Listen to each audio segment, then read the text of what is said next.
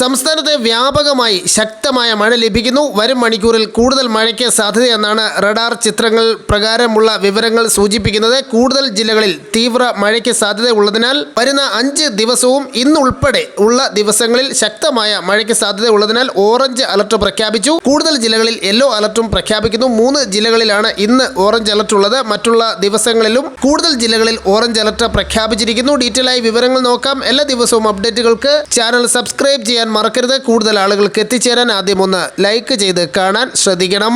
ഏറ്റവും പുതിയ റഡാർ ചിത്രം പ്രകാരം കേരളത്തിലെ പത്തനംതിട്ട, പാലക്കാട്, എറണാകുളം, തൃശൂർ ജില്ലകളിൽ അടുത്ത 3 മണിക്കൂറിൽ ശക്തമായ മഴയ്ക്കും 40 കിലോമീറ്റർ വരെ വേഗതയിൽ ശക്തമായ കാറ്റിനും സാധ്യതയെന്ന് കാലാവസ്ഥാ വകുപ്പ് അറിയിച്ചിരിക്കുന്നു.